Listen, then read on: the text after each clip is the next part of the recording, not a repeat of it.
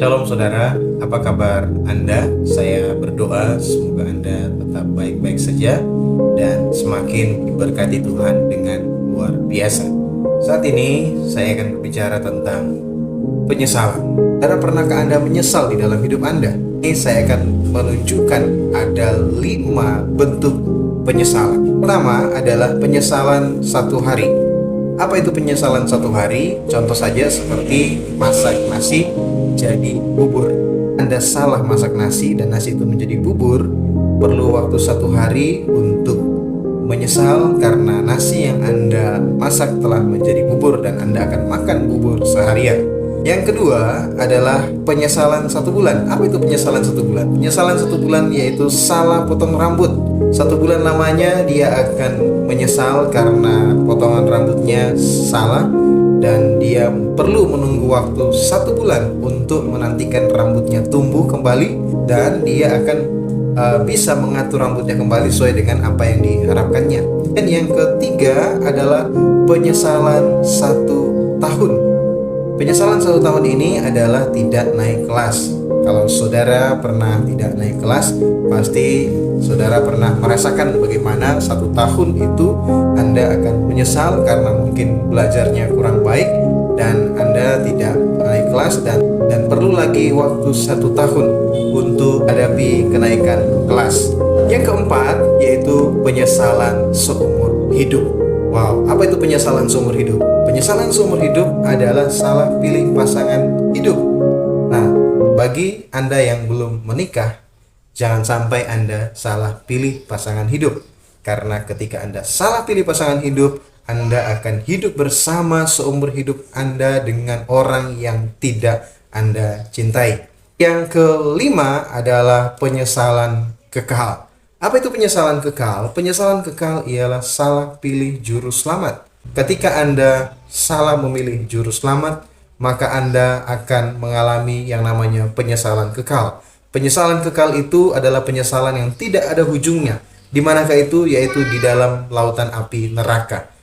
Anda akan selama-lamanya menyesal di sana dan tidak ada lagi waktu untuk memperbaiki diri dan tidak ada lagi waktu untuk mengubah keadaan dan sebagainya. Nah, itulah sebabnya saya akan lebih menekankan tentang supaya kita tidak mengalami penyesalan kekal di dalam kehidupan kita. Ingat saudara bahwa hidup ini hanya 1 kali. Itulah sebabnya keputusan kita sekarang atau keputusan kita di dunia ini menentukan masa depan kita yang akan datang di dalam kekekalan. Oke. Nah, saudara, apa kata Alkitab tentang juru selamat?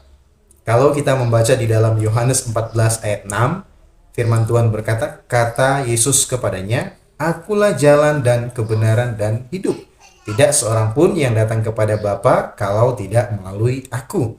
Di dalam teks Alkitab ini mengatakan bahwa Yesus adalah jalan dan kebenaran dan hidup.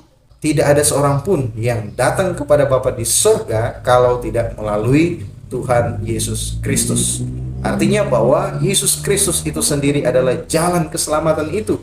Dan kalau Anda ingin selamat, Anda harus melalui jalan yang benar, yaitu di dalam Tuhan Yesus Kristus. Selanjutnya di dalam Kisah Rasul pasal 4 ayat yang ke-12 mengatakan, dan keselamatan tidak ada di dalam siapapun juga selain di dalam Dia. Sebab di bawah kolong langit ini tidak ada nama lain yang diberikan kepada manusia yang olehnya kita dapat diselamatkan. Di bawah kolong langit ini tidak ada nama lain selain di dalam Dia atau di dalam Yesus. Nah, saudara, inilah teks Alkitab yang sangat jujur mengatakan kepada kita bahwa di dalam dunia ini ada juru selamat yaitu Yesus Kristus dan tidak ada nama lain yang dapat menyelamatkan saya dan saudara kecuali di dalam Tuhan Yesus Kristus. Kemudian di dalam teks Alkitab juga di dalam Roma 10 ayat 9 firman Tuhan berkata, sebab jika kamu mengaku dengan mulutmu bahwa Yesus adalah Tuhan dan percaya dalam hatimu bahwa Allah telah membangkitkan Dia dari antara orang mati, maka kamu akan diselamatkan.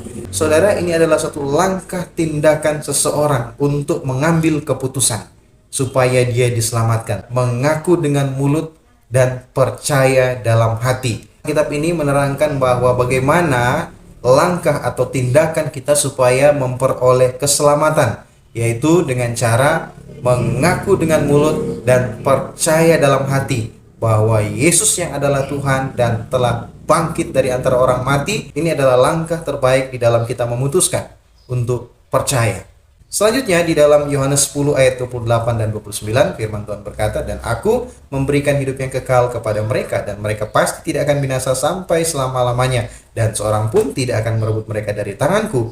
Bapakku yang memberikan mereka kepadaku lebih besar daripada siapapun, dan seorang pun tidak dapat merebut mereka dari tangan Bapa." Saudara perhatikan di dalam teks Alkitab selanjutnya menerangkan bahwa Allah memberikan hidup yang kekal kepada mereka, yaitu mereka yang percaya kepada Yesus yang adalah Tuhan dan menerima Dia sebagai Tuhan dan Juru Selamatnya secara pribadi. Sehingga Allah memberikan atau menganugerahkan hidup yang kekal kepada mereka. Dan Alkitab berkata bahwa mereka pasti, sekali lagi pasti, tidak akan binasa sampai selama-lamanya. Ada satu persoalan di sini saudara, yaitu tentang penerimaan.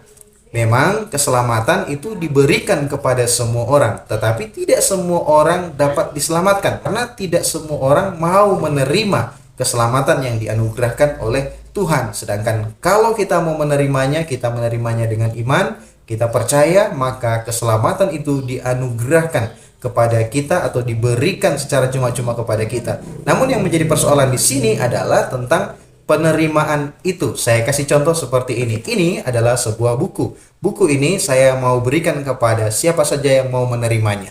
Nah, ketika saya berikan buku ini dan ada orang yang mau menerimanya, maka buku ini menjadi milik sang penerima itu. Meskipun buku ini saya sudah berikan, tapi orang itu tidak mau menerimanya, maka buku ini tidak akan menjadi miliknya.